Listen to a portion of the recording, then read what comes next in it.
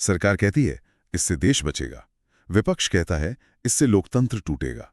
तो सवाल ये है, वन नेशन वन इलेक्शन असली सुधार है या सत्ता का सबसे बड़ा दाव? और ये सवाल सिर्फ राजनीतिक गलियारों का नहीं है। इसका जवाब ये तय करेगा कि आने वाले दशकों में भारत का लोकतंत्र कैसा दिखेगा। बिल्कुल।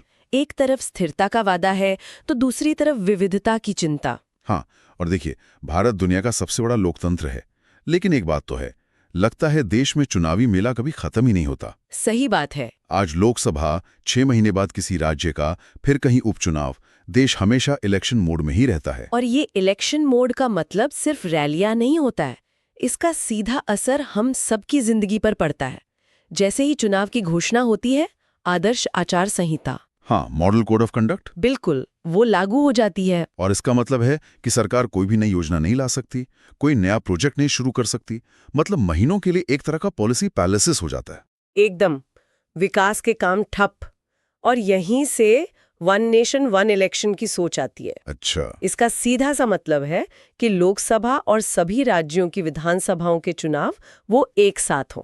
एक ही समय पर? हाँ, एक ही समय पर, यानी हर 5 साल में सिर्फ एक बार वोटिंग का बड़ा त्योहार। तो आज हमारी कोशिश इसी विचार की तह तक जाने की है, इसके फायदे नुकसान दोनों को समझने की। ठीक है, तो चलिए शुरू करते हैं। शुरुआत सरकार के पक्ष से करते हैं। बीजेपी और केंद्र सरकार इस विचार के पीछे इतनी ताकत क्यों लगा रही हैं? उनका सबसे पहला तर्क है शासन, यानी गवर्नेंस। हाँ, और ये तर्क सुनने में बहुत सीधा और आकर्षक लगता है। उनका कहना है कि अगर सरकार को पता हो कि अगले 5 साल तक कोई चुनाव नहीं है, तो वो बिना किसी राजनीतिक दबाव के कड़े और जरूरी फैसले ले सकती है। मतलब पूरा ध्यान सिर्फ देश चलाने पर होगा, चुनाव जीतने पर नहीं। बिल्कुल। और पुलिस, सरकारी कर्मचारी, शिक्षक, ये सब जो महीनों तक चुनावी ड्यूटी में लगे रहते हैं, वो भी अपना असल काम कर पाएंगे। मतलब सरकार को काम करने के लिए एक क्लियर रनवे मिल जाएगा। ये बात तो समझ में आती है। हाँ, लेकिन क्या ये इतना सीधा है? क्या मतलब? देखिए, आलोचक कहते हैं कि लगातार चुनाव होना लोकतंत्र के लिए एक फीचर है, बग नहीं। अच्छा।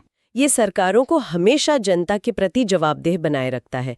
उन्हें डर होता है कि अगर आज कोई गलत फैसला लिया तो कल किसी राज्य के चुनाव में उसकी कीमत चुकानी पड़ेगी। तो क्या ये 5 साल का क्लियर रनवे सरकारों को निरंकुश बना सकता है? ये भी एक सवाल है। बहुत बड़ा सवाल है। अच्छा, अब सरकार के दूसरे तर्क पर आते हैं, जो हर किसी को समझ आता है, पैसा। कहा जाता है कि हर चुनाव में हजारों करोड़ रुपए खर्च होते हैं, तो एक साथ चुनाव से देश का पैसा बचेगा। सरकारी खजाने का पैसा बचेगा, ये बात तो सच है। चुनाव आयोग के आंकड़े भी यही दिखाते हैं। हर चुनाव पिछले वाले से कहीं ज्यादा महंगा होता है। हाँ, सुरक्षा बलों की तैनाती, ईवीएम की आवाजाही। बिल्कुल, खर्च बहुत ज्यादा है। लेकिन इसका एक दूसरा पहलू भी है जो ज्यादा खतरनाक हो सकता है। वो क्या है? क्या पैसे बचाने के चक्कर में हम लोकतंत्र को ही और महंगा बना रहे हैं? मतलब? सोचिए, अगर 5 साल में सिर्फ एक महाचुनाव होगा तो हर पार्टी अपनी पूरी ताकत, अपना पूरा पैसा उसी एक चुनाव में झोंक देगी। राष्ट्रीय पार्टियां हजारों करोड़ का बजट बनाएंगी। अच्छा, ऐसे में छोटी क्षेत्रीय पार्टियों के लिए या निर्दलीय उम्मीदवारों के लिए मुकाबला करना तो लगभग नामुमकिन हो जाएगा। वाह, ये तो मैंने सोचा ही नहीं था। हम सरकारी खर्च कम कर रहे हैं, लेकिन राजनीतिक मुकाबला और महंगा बना रहे हैं। बिल्कुल। अच्छा, तो ये हो गए गवर्नेंस और पैसे वाले तर्क जो सबके सामने हैं। जी। लेकिन वो कौन सा तर्क है जिसके बारे में खुलकर बात नहीं होती, पर शायद जो सबसे अहम है? मेरा इशारा राजनीतिक फायदे की तरफ है। और अब हम इस बहस के असली केंद्र में आ रहे हैं। ये सिर्फ चेहरे की बात नहीं है, ये नैरेटिव यानी कहानी को कंट्रोल करने की बात है। नैरेटिव? हाँ, जब लोकसभा और विधानसभा के चुनाव एक साथ होते हैं तो एक पार्टी पूरे देश के लिए एक ही कहानी सेट कर सकती है। प्रधानमंत्री का चेहरा, राष्ट्रीय सुरक्षा, विदेश नीति, ये बड़े मुद्दे इतने हावी हो जाते हैं कि स्थानीय मुद्दे पीछे छूट जाते हैं, जैसे मेरे शहर की सड़क या मेरे मोहल्ले में पानी का मुद्दा। बिल्कुल। वोटर जब वोट डालने जाएगा तो उसके दिमाग में प्रधानमंत्री का चेहरा होगा, ना कि मुख्यमंत्री का। और इससे एक और बहुत बड़ी चीज होती है, राज्य के चुनाव जो अक्सर केंद्र सरकार के काम पर एक मिड टर्म रिपोर्ट कार्ड की तरह होते हैं। हाँ, एक फीडबैक मिलता है। वो मौका ही खत्म हो जाएगा। अभी तो अगर केंद्र सरकार ने कोई अलोकप्रिय फैसला लिया तो हो सकता है साल भर बाद किसी राज्य चुनाव में जनता उन्हें सबक सिखा दे।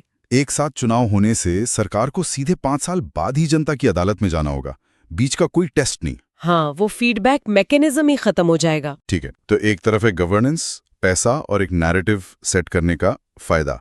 लेकिन अगर ये इतना ही अच्छा है तो विपक्ष इसे लेकर इतना परेशान क्यों है?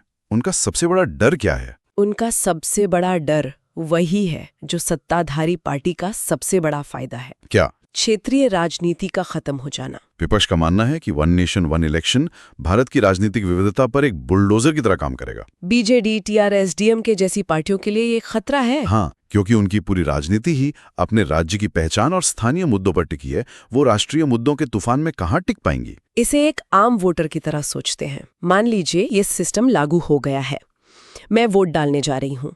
मेरे सामने 2 ईवीएम है, एक लोकसभा के लिए, दूसरी विधानसभा के लिए। एक तरफ प्रधानमंत्री का चेहरा और राष्ट्रीय सुरक्षा का मुद्दा है, और दूसरी तरफ मेरे राज्य के किसी स्थानीय नेता का चेहरा और बिजली पानी का मुद्दा। क्या इसकी संभावना ज्यादा नहीं है कि मैं दोनों बटन एक ही पार्टी के दबा दूं? यही विपक्ष की मूल चिंता है।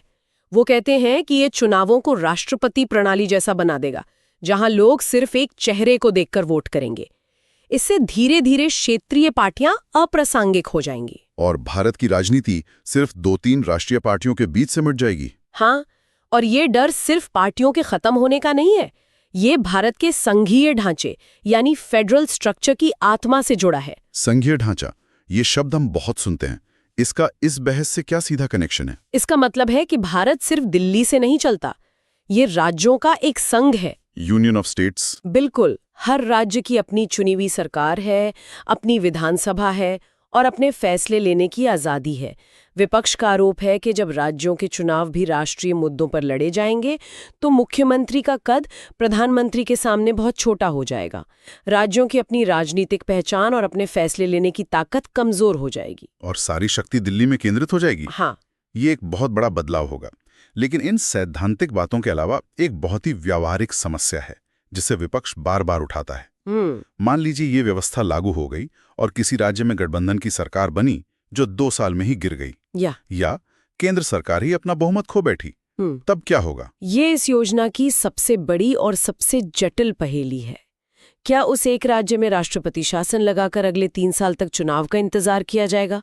ये तो अलोकतांत्रिक होगा। और अगर उस एक राज्य के चक्कर में पूरे देश में दोबारा चुनाव कराए गए तो पूरा आइडिया ही फेल हो जाता है। तो इसका समाधान क्या है? क्या कोई रास्ता सोचा गया है? कुछ सुझाव हैं, लेकिन वो बहुत जटिल है। जैसे जर्मनी का एक मॉडल है, constructive vote of no confidence. वो क्या है? वहां आप सरकार को तब तक नहीं गिरा सकते जब तक आप ये साबित न कर दें कि आपके पास अगली सरकार बनाने के लिए बहुमत है। मतलब अविश्वास प्रस्ताव के साथ ही विश्वास प्रस्ताव भी लाना पड़ता है। अच्छा। लेकिन इसे भारत में लागू करने के लिए संविधान में बहुत बड़े बदलाव करने होंगे और उसके लिए राजनीतिक सहमति बनाना लगभग नामुमकिन है। बिल्कुल। और यहीं से विपक्ष का आखिरी और सबसे बड़ा आरोप आता है कि सरकार इस एक सुधार की आड़ में संविधान के मूल ढांचे को ही बदलना चाहती है। हाँ, क्योंकि इस व्यवस्था को लागू करने के लिए आपको जनप्रतिनिधित्व कानून से लेकर संविधान के दर्जनों अनुच्छेदों को बदलना पड़ेगा। और उसके लिए 2/3 बहुमत और आधे से ज्यादा राज्यों की सहमति भी चाहिए होगी। हाँ, ये एक बहुत लंबी और विवादास्पद प्रक्रिया है। ये पूरी बहस इतनी भविष्य की लगती है, जैसे हम किसी नए सिस्टम को बनाने की बात कर रहे हों। लेकिन जो बात मुझे सबसे ज्यादा हैरान करती है वो ये है कि ये कोई नया विचार है ही नहीं। बिल्कुल, भारत में ऐसा पहले हो चुका है। जी हाँ, और ये जानना बहुत जरूरी है, ये कोई भविष्य का आइडिया नहीं, ये हमारे अतीत का एक हिस्सा है। 1952, 1957, 1962 और 1967 पहले 4 आम चुनाव इसी व्यवस्था के तहत हुए थे। लोकसभा और राज्यों के चुनाव एक साथ ही होते थे। हाँ, तो फिर ये सिस्टम टूटा क्यों? अगर ये इतना ही अच्छा था तो हमने इसे जारी क्यों नहीं रखा? क्योंकि भारत की राजनीति बदल गई। 1967 के बाद कई राज्यों में कांग्रेस हारी और गठबंधन की सरकारें बनने लगी। संयुक्त विधायक दल की सरकारें। हाँ, और ये सरकारें बहुत अस्थिर थीं। दल बदल आम हो गया और सरकारें अपना कार्यकाल पूरा करने से पहले ही गिरने लगीं। इस वजह से राज्यों में मध्यावधि चुनाव कराने पड़े और धीरे धीरे केंद्र और राज्यों का चुनावी साइकिल पूरी तरह अलग हो गया। मतलब ये व्यवस्था तभी तक चली जब तक केंद्र और ज्यादातर राज्यों में एक ही पार्टी का दबदबा था। बिल्कुल। जैसे ही भारत की राजनीति में असली विविधता आई, अलग अलग पार्टियां उभरी, ये सिस्टम खुद ब खुद फेल हो गया। और यही आज का सबसे बड़ा सवाल है। क्या हम 1960 के दशक की राजनीतिक हकीकत वाले सिस्टम को आज की कहीं ज्यादा जटिल, विविध और प्रतिस्पर्धी राजनीति पर थोपने की कोशिश कर रहे हैं? उस समय की राजनीति और आज की राजनीति में जमीन आसमान का फर्क है। तो अब अगर हम पूरी तस्वीर को एक साथ देखें तो क्या समझ में आता है? एक तरफ ये तर्क है कि पैसा बचेगा, बार बार चुनाव की थकान से देश को मुक्ति मिलेगी और सरकारें स्थिरता से काम कर पाएंगी। ये तर्क गलत नहीं लगते? बिल्कुल नहीं। लेकिन दूसरी तरफ की हकीकत ये है कि भारत जैसा विशाल देश, जहां हर कुछ किलोमीटर पर भाषा, संस्कृति, समस्याएं बदल जाती हैं, उसे एक ही चुनावी पैटर्न में फिट करना एक बहुत बड़ी चुनौती है। इससे हमारी राजनीतिक विविधता के खत्म होने का खतरा है, क्षेत्रीय आवाजों के दबने का खतरा है और शक्ति के दिल्ली में केंद्रित हो जाने का खतरा है। तो कुल मिलाके वन नेशन वन इलेक्शन सिर्फ एक चुनावी या प्रशासनिक सुधार का मुद्दा नहीं है। नहीं, ये असल में दो बड़ी विचारधाराओं के बीच की टक्कर है।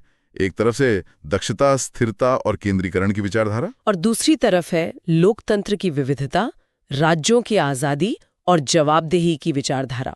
और इस फैसले का असर सिर्फ नेताओं और पार्टियों पर नहीं पड़ेगा, इसका असर देश के हर नागरिक पर पड़ेगा।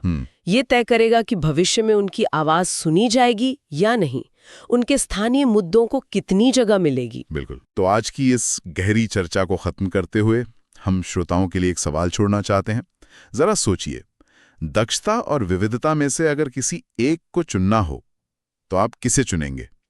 क्या one nation one election Bharat के लोकतंत्र के लिए एक जरूरी इलाज है, या ये इलाज बीमारी से ज्यादा खतरनाक साबित हो सकता है?